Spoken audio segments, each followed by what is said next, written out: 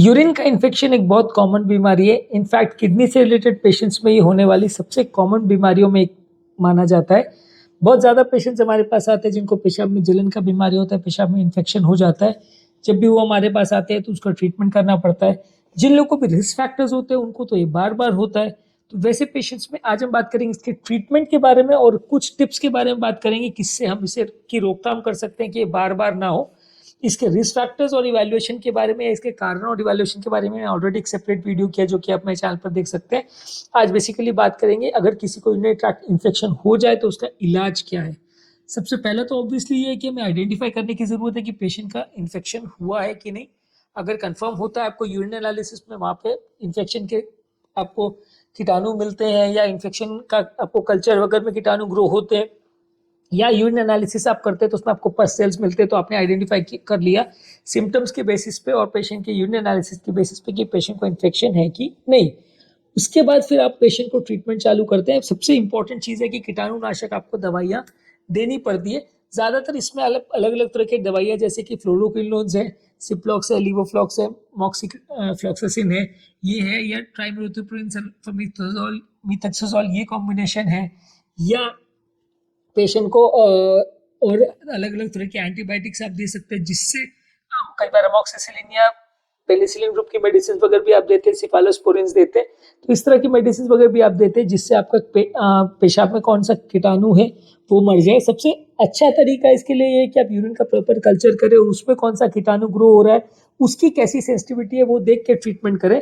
कई बार क्या होता है कि पेशेंट का हम कोई पर्टिकुलर कीटाणु के हिसाब से ट्रीटमेंट करते हैं, एंटीबायोटिक्स ट्रीटमेंट करते हैं, बाद में कल्चर में आता है कि कोई और कीटाणु की वजह से इन्फेक्शन था और वो उसकी एंटीबायोटिक सेंसिटिविटी प्रोफाइल कुछ और है। जो एंटीबायोटिक हम दे रहे हैं वो पेशेंट को वो उस कीटाणु पर असर ही नहीं कर रही, उसके बॉडी में जो कीटाणु है वो किसी और एंटीबायोटिक के लिए सेंसिटिव है। तो आइडियल तो ये होता है कि हम कल्चर देख के ट्रीटमेंट करें, पर कल्चर में सबसे बड़ा प्रॉब्लम ये होता है कि कल्चर की रिपोर्ट आने में 4-5 दिन लग जाता है, तो उसकी वजह से कई बार ट्रीटमेंट में डिले हो जाता है। अब पेशेंट को आज अगर पेशाब में जलन हो रहा है, यूरिन जाने में दिक्कत हो रही है, तो उसे तो तुरंत रिलीफ चाहिए। तो ज़्यादातर केस में बिना कल्चर की ही एंटीबायोटिक वगैरह या दवाइयाँ पेशेंट को स्टार्ट कर दिया जाता है। बाद में पेशेंट का डिटेल इवैल्यूएशन होता है कि उसको कौन से टाइप का कीटाणु है और उसके लिए कौन सा ट्रीटमेंट देना है। या कई बार पेशेंट को अगर सिंपल एंटीबायोटिक से अगर रिस्पॉन्ड कर जाए और तकलीफ नहीं हो तो कोई ज़रूरत नहीं है फिर फर्दर अपन उसको डिटेल इवैल्यूएशन करें। इसके अलावा अगर किसी को पेशाब की नली में अगर जो इन्फेक्शन हो जाता है तो उससे पेन होता है, पेन रिलीफ करने के लिए आप पेशेंट को आइबुप्रोफेन, पैरासीटामोल या इस तरह की मेडिसिन दे सकते हैं। पेशाब में होने वाले जलन के लिए यूरिन को अल्कलाइज करने की वाली मेडिसिन दी जाती है, जैसे पोटेशियम साइट्रेट वगैरह के सिरप्स रहते हैं, ये आप पेशेंट को देते हैं तो ये यूरिन में एल्कलिटी बढ़ाती है जिसकी वजह से होने वाली जलन में तुरंत पेशेंट को थोड़ा सिग्निफिकेंट राहत मिल जाता है। सबसे ज़्यादा तो मुझे ऐसा लगता है कि ये जलन कम करने वाली दवाइयाँ पेशेंट को सबसे ज़्यादा रिलीफ देती है, क्योंकि जब कभी पेशेंट को इन्फेक्शन होता है उसका सबसे बड़ा प्रॉब्लम पेशाब की जलन ही है। और अगर इससे उसको रिलीफ मिल जाए तो फिर कीटाणु मरने में भले 2 दिन या 4 दिन भी लगे तो भी पेशेंट को उतना फर्क नहीं पड़ता, एटलीस्ट उसका सिम्टम रिलीफ हो जाए तो उसको राहत मिल जाती है। इसके अलावा कुछ प्रोबायोटिक मेडिसिन भी यूज कर सकते हैं, जैसे लैक्टोबैसिलस क्रिस्पेटस है, लैक्टोबैसिलस जेंसेनाई है, लैक्टोबैसिलस रैमनोसस है। ये बेसिकली अलग अलग तरह के प्रोबायोटिक्स हैं जो कि हेल्दी बैक्टीरिया हैं जो हम पेशेंट को देते हैं। जिन लोग को भी अगर यूरिनरी ट्रैक्ट इन्फेक्शन है उनको प्रोबायोटिक्स दिया जाता है, तो ये प्रोबायोटिक्स जो है गट पेट में और यूरिनरी ट्रैक्ट में हेल्दी बैक्टीरिया को ग्रो करवाते हैं, जिसकी वजह से हार्मफुल बैक्टीरिया वहाँ नहीं आ पाते और हार्मफुल बैक्टीरिया को ग्रो करने को जगह नहीं मिल पाती है। जब नॉर्मली हम बहुत ज़्यादा एंटीबायोटिक्स अगर यूज़ करते हैं तो फिर ये हेल्दी बैक्टीरिया मर जाते हैं, तो जिसकी वजह से इन्फेक्शन होने का चांस बढ़ जाता है। पर अगर ये हेल्दी बैक्टीरिया को हम रिस्टोर कर देते हैं तो फिर पेशेंट को वहाँ पे इन्फेक्शन नहीं होगा और पेशेंट को खराब बैक्टीरिया वहाँ पे नहीं आएंगे, हेल्दी बैक्टीरिया वहाँ पे मल्टीप्लाई करते रहेंगे। ये सेम चीज़ पेट में भी लागू होता है, यही सेम चीज़ यूरिनरी ट्रैक्ट में भी लागू होता है। और अगर ज़्यादा किसी को इन्फेक्शन है तो फिर पेशेंट को भर्ती करना पड़ता है। पेशेंट को अगर ज़्यादा प्रॉब्लम है, इन्फेक्शन अगर किडनी में स्प्रेड हो गया है, ब्लड में स्प्रेड हो गया है, बुखार वगैरह आना चालू हो गया है, तो फिर पेशेंट को भर्ती करना पड़ता है और उसमें उसको इंजेक्टेबल एंटीबायोटिक्स वगैरह देनी पड़ती है। ट्रीटमेंट कई बार लंबा भी चलता है, जान का खतरा भी हो सकता है पेशेंट को। इसके अलावा अब बात करेंगे इसको प्रिवेंट कैसे किया जाए। यदि किसी को अगर इन्फेक्शन बार बार हो रहा है तो उसको रोका कैसे जाए। सबसे इंपॉर्टेंट चीज़ है कि प्रॉपर हाइजीन मेंटेन करें। प्रॉपर हाइजीन अगर आप मेंटेन करेंगे तो पेशाब में इन्फेक्शन होने का चांस कम रहेगा। इसमें जब भी आप टॉयलेट वगैरह यूज़ करते हैं तो जेनिटल एरिया को वाटर से साफ करिए। सोप मत यूज़ कीजिए। आप सोप अगर यूज़ करते हैं तो वो आपके एरिया को, जेनाइटल एरिया को, म्यूकोजा को डैमेज करता है, वहाँ के नॉर्मल बैक्टीरिया को डैमेज करता है। लोगों का ये कॉन्सेप्ट क्या रहता है कि डेटॉल और इस तरह के जो स्ट्रॉन्ग सोप्स है, जो केमिकल बेस्ड सोप्स रहते हैं, वो ज़्यादा अच्छे, उनको आप बार बार लगाओगे तो इन्फेक्शन कम होगा। पर ज़्यादातर ये माना जाता है कि अगर आप सोप्स के बदले अगर सिंपल वाटर से अगर जेनाइटल एरिया को क्लीन करेंगे तो कंपेरेटिवली आपको इन्फेक्शन का चांस भी कम रहेगा, और बार बार उसको आप सोप लगाएंगे तो उनका इन्फेक्शन होने का चांस बढ़ जाता है। नेक्स्ट है कि बहुत टाइट फिटिंग क्लोज मत पहनिए। बहुत टाइट फिटिंग क्लोज और अंडरगारमेंट्स अगर आप पहनते हैं तो उससे आपको इन्फेक्शन होने का चांस बढ़ जाता है। उसमें आपका जेनेटल एरिया में जो एयर का सर्कुलेशन और मॉइस्चर का सर्कुलेशन होना चाहिए वो नहीं हो पाता है, वहाँ मॉइस्चर इकट्ठा हो जाता है, तो बैक्टीरिया को ग्रो करने के लिए वहाँ एरिया अच्छा मिल जाता है, उनको बैक्टीरिया को ग्रो करने के लिए एक तरह से कल्चर मीडियम मिल जाता है।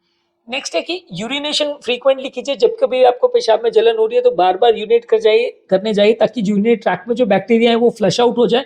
ज़्यादा पानी पीजिए ताकि ये फ्लश आउट हो जाए। जब भी यूरिनेट कीजिए पूरा प्रेशर लगा के सारा यूरिन को निकालने का कोशिश कीजिए ताकि यूरिनेट ट्रैक्ट में कोई बैक्टीरिया या कोई यूरिन नहीं रह जाए, नहीं तो इन्फेक्शन होने का रिस्क बढ़ जाएगा। इसके अलावा जब कभी भी आपको इन्फेक्शन हो तो बहुत ज़्यादा पानी पीजिए। ज़्यादा पानी पीने से यूरिन डाइल्यूट हो जाएगा, बैक्टीरिया को वहाँ ग्रो करने को जगह नहीं मिलेगा, बैक्टीरिया वहाँ इकट्ठा नहीं होंगे और ज़्यादातर बैक्टीरिया बार बार यूरिन करने से फ्लश आउट हो जाएंगे।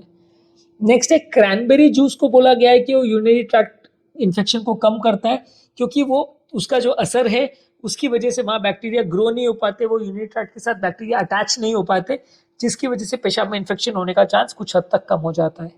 नेक्स्ट है, अगर कोई फीमेल बर्थ कंट्रोल के लिए डायफ्राम वगैरह यूज करिए। डायफ्राम बेसिकली एक प्लास्टिक जैसा मेम्ब्रेन जैसा सब्सटेंस होता है जिसको फीमेल्स यूज करते हैं ताकि स्पर्म्स पास नहीं हो पाए।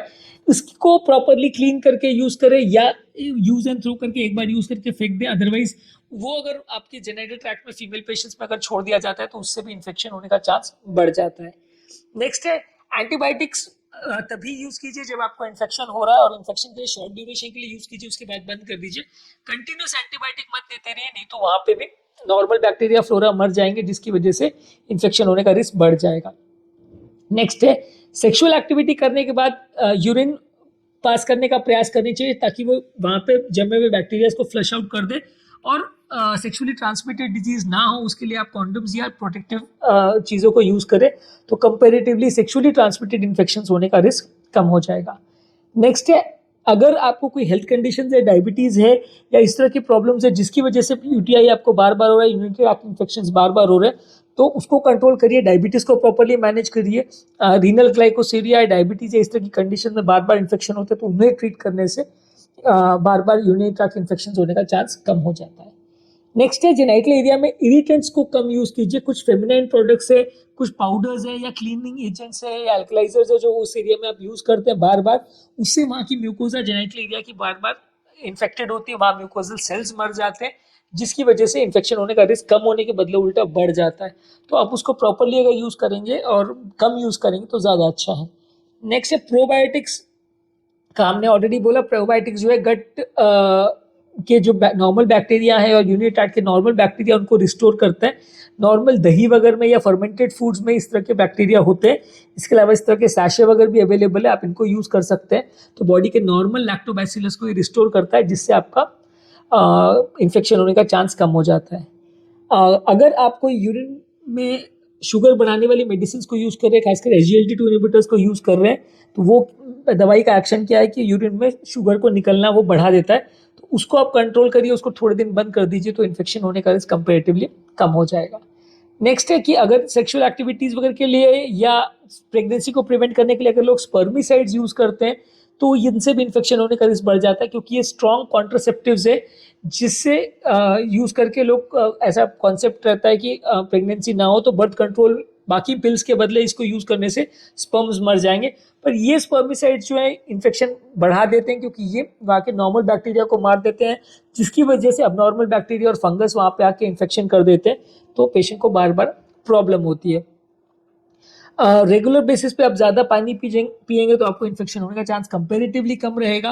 फिर भी अगर आपको इन्फेक्शन हो रहा है तो आपको रेगुलर आपके डॉक्टर के साथ कंसल्ट करने की ज़रूरत है, ताकि अगर इन्फेक्शन आपको बार बार हो रहा है या नहीं, या इन्फेक्शन स्प्रेड तो नहीं हो रहा है, इन्फेक्शन किडनी वगैरह में तो नहीं जा रहा, वो सब चीज़ों को वो चेक करेंगे। और यूरिनोजेनिटल ट्रैक्ट में कोई प्रॉब्लम तो नहीं है, कोई पथरी वगैरह तो नहीं है, कोई कैंसर वगैरह तो नहीं है, या इस तरह का कोई प्रॉब्लम तो नहीं है जिसकी वजह से प्रॉब्लम हो रही है, तो उसके आप आपके डॉक्टर्स को बताइए। हमेशा लाइट फिटिंग क्लोथ पहनिए, और प्रेफरेबली अगर आप अंडरगारमेंट्स कॉटन के यूज़ करते हैं तो इससे भी इन्फेक्शन होने का चांस थोड़ा कम हो जाता है।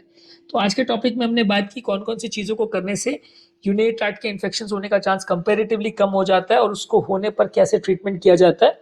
यदि इस टॉपिक को संबंधित आपकी कोई कमेंट्स, क्वेरी, सजेशन है, कोई और टॉपिक्स पर आप चाहते हैं वीडियोस बनाए, कोई पेशेंट रिलेटेड क्वेरीज है, तो नीचे कमेंट सेक्शन में उनके बारे में बताइए, हम उन्हें कवर करने का प्रयास करेंगे। अंत में मैं डॉक्टर नवीन अग्रवाल तहे दिल से आपका शुक्रिया अदा करूंगा कि आपने इस टॉपिक को एंड तक देखा। जो लोग हमारे चैनल पर नए हैं उन्हें रिक्वेस्ट करूंगा कि चैनल को सब्सक्राइब करें। ऐसा करने से चैनल को कंटिन्यू करने के लिए हमें मोटिवेशन और इंस्पिरेशन मिलते हैं, और जब भी हम कोई नया कंटेंट अपलोड करते हैं तो उसका नोटिफिकेशन आपको तुरंत मिल जाता है, आप उसको तुरंत देख के उसका बेनिफिट ले सकते हैं। जो लोग हमारे चैनल पे बहुत सारे टॉपिक्स है डिटेल में नहीं देखना चाहते हैं, तो उनके लिए रेगुलर बेसिस पे हम यूट्यूब शॉर्ट्स अपलोड कर रहे हैं, जिसमें बहुत सारे टॉपिक्स का ब्रीफ समरी हम आपको देते हैं 1 मिनट में। इसको आप देख सकते हैं, इसका बेनिफिट ले सकते हैं, और इसको आप एज हेल्थ रिलेटेड टिप्स आप अपने फ्रेंड्स, फैमिली और सोशल मीडिया ग्रुप्स में भी शेयर कर सकते हैं। ये सारे शॉर्ट्स को हम फेसबुक और इंस्टाग्राम पे रील्स में भी अपलोड कर रहे हैं, तो आप वहाँ पे भी हमें फॉलो कर सकते हैं, तो आपको यूजफुल कंटेंट वहाँ से भी मिल जाएगा। जो लोग हमारे चैनल पे जिनको टॉपिक ढूंढने में दिक्कत आती है, इतने सारे टॉपिक्स में कहाँ ढूंढे, हमारे मतलब का टॉपिक कहाँ है, तो उनके लिए स्पेसिफिकली हमने सारे टॉपिक को टॉपिक वाइज प्लेलिस्ट बनाया हुआ है, जैसे BP, sugar, cholesterol, heart attack, angioplasty, bypass, अलग अलग टॉपिक्स बनाया हुआ है। स्पेसिफिक टॉपिक पर आप जाइए, जिससे रिलेटेड आपको कंटेंट चाहिए, उस प्लेलिस्ट को आप क्लिक करेंगे, जिसका लिंक मैं डिस्क्रिप्शन बॉक्स और कमेंट सेक्शन में छोड़ दे रहा हूँ, तो आपको ज़्यादा रेलेवेंट कंटेंट मिलेगा, डायरेक्ट आप प्लेलिस्ट में जा पाओगे, और हमारे चैनल पर उससे रिलेटेड जो भी कंटेंट है वो आप देख पाओगे, तो आपको ज़्यादा रेलेवेंट कंटेंट मिलेगा, ज़्यादा ढूंढने की मेहनत नहीं करनी पड़ेगी।